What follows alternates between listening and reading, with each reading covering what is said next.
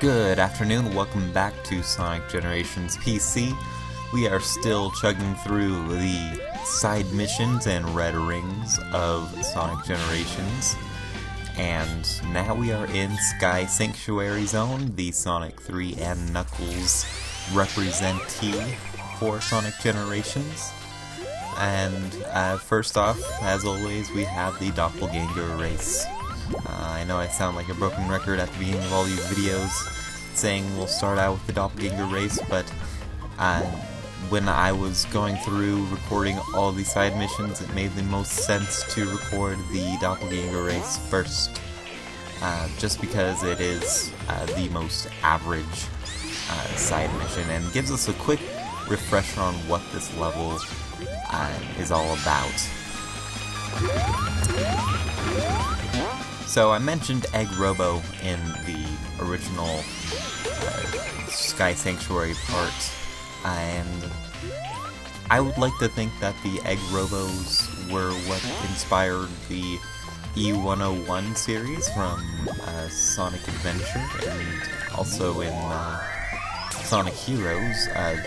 They were sort of the replacement ultimate bot created by Dr. Eggman to help defeat Sonic. They are like a higher level enemy for the Sonic series.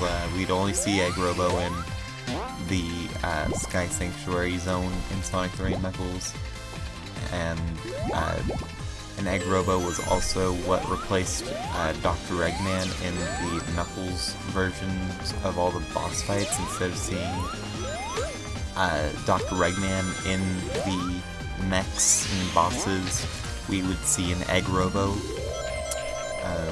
controlling those parts of the level. So it's easy to say that Egg Robo is not your average badnik in the Sonic series, and that goes true with the E101 series too.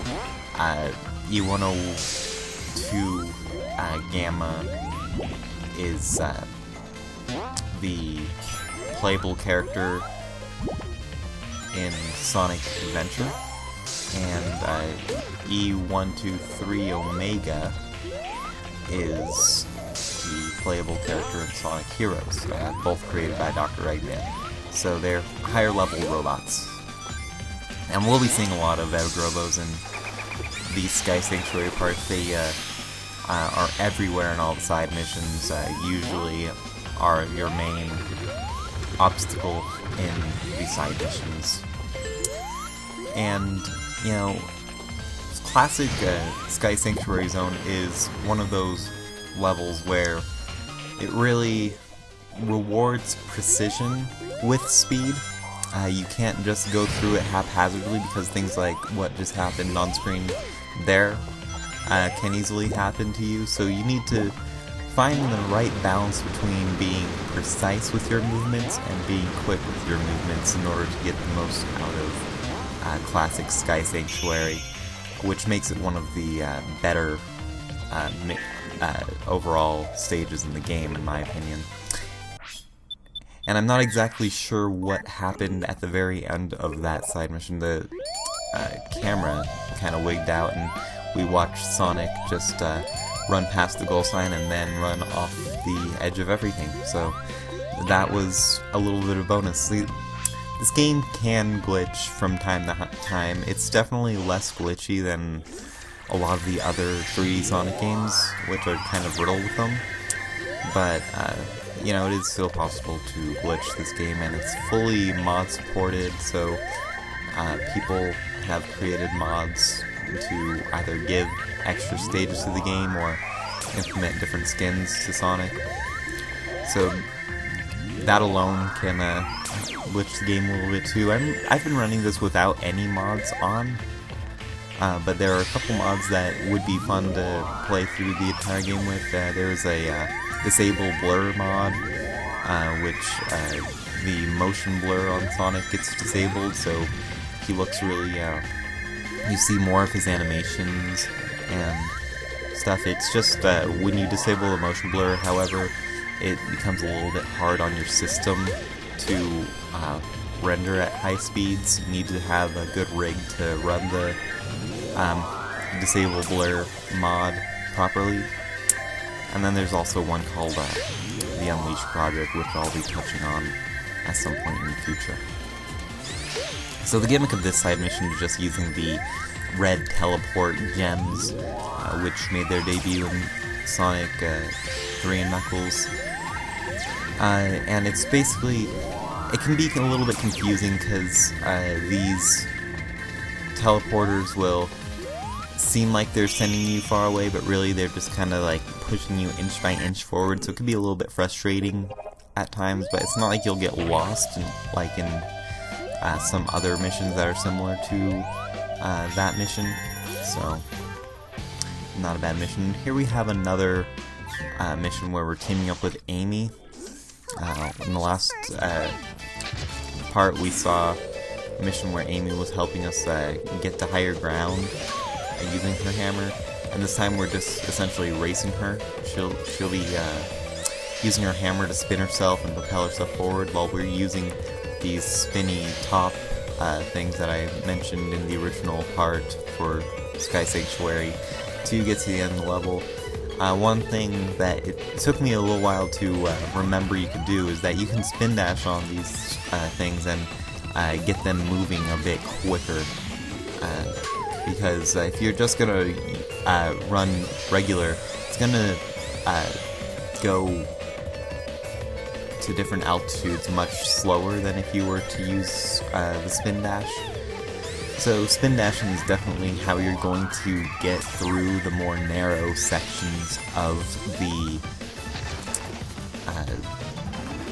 area you're in, and if you hit these spike balls, it could actually make you lose your top, which I believe it's impossible to finish this level without using the tops. Like, if you jump off the tops, then, I guess you don't lose your top if you hit a spike ball, but still, the spike balls are still placed in a very,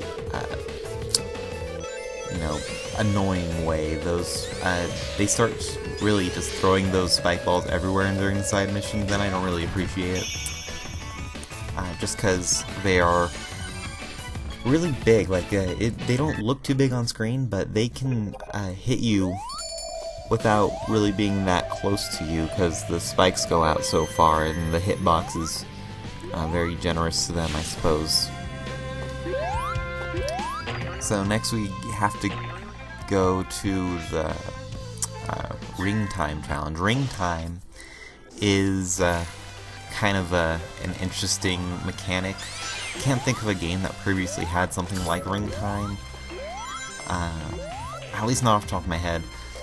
But essentially what Ring Time will do is when you activate it, it will turn the enemies into rings when you approach them for a set amount of time. So what we gotta do in this level is get to the end of the stage using Ring Time to collect 80 rings before reaching the goal. If we reach the goal without 80 rings, then we will fail the mission. So you gotta be careful not to get hit too many times. Luckily it's fairly generous and fairly easy to get rings back, especially using Ring Time, and it's not like there are a sparse amount of rings scattered throughout the level as it is already. So even if you can't, kill every enemy with Ring Time, there are other rings scattered throughout the level that you can collect and help you get 80 rings. Like right now I have 95, and I don't even think we're very close to the end of the level, so here in the classic era of Sonic, with the Sega Genesis game related levels, the side missions are very generous, and they really don't get too difficult overall. There's a couple in some of the later levels which can trip you up a little bit, but for the most part, these side missions shouldn't take you more than a couple tries at most, and a lot of them you'll finish in one try. So unfortunately I ran out of ring time, but, you know, I could just jump over those last two enemies and not have to worry about it, and I had plenty of rings. So that unlocked a skill we can get from the shop for ring time. I've never really used it in regular stage. I'd rather use like an elemental shield or something like it, because unfortunately in the rating system it's based entirely on how quickly you finish the level. In other games where they would give you a ranking at the end of the level, they would base it off of how many enemies you killed, how many rings you collected, and all that stuff. But here in this one, it's all based on speed, so it's probably better to equip the skills that will make you get through the level more quickly and more safely than to use something like ring time. So in this one we have a bunch of poles we gotta grab onto. I used to think that when Sonic grabbed a pole in the original Sega Genesis games, it was pretty cool because it was sort of one of those Sonic sprites that you would see fairly infrequently. So the sight of him not running or jumping was always kind of a treat. I remember in Sonic 3 and Knuckles, in Sandopolis Zone, there was a part where you would grab onto a wire and you would kind of do like a spin turn thing to another wall, and you would actually get to see the backside of Sonic, like where his spines are. And that was always pretty cool because Sonic in that era was a 2D side-scrolling game, so seeing that part of Sonic was not something you got to see very easily. So just little things like that are nice nods to the original series. Definitely something that fans will appreciate if they've been with the series for a long time. That's kind of like how these side missions work. If you hadn't been with Sonic for at least a while, a lot of these side missions wouldn't really make sense. Like, you wouldn't think why they're doing these sort of things. It wouldn't really make too much sense. So if I can credit the side missions at all, they're more akin to actual Sonic fans as opposed to people who are just picking up Sonic Generations. If you're just gonna play Sonic Generations on its own as like casually, you're just gonna get to the end of the game and be done with it, not bother with the side missions or the skill shops, then I would definitely suggest picking it up while it's on sale. I believe it's 50% off during the Steam Summer Sale, and at that price, I mean, it's totally worth it just for the main levels alone. And then, depending on what you think of those main levels, you may want to do the side missions like I'm doing, but if not, it's understandable. The side missions can drag on a little bit at times. That's why I'm taking my time in recording this and in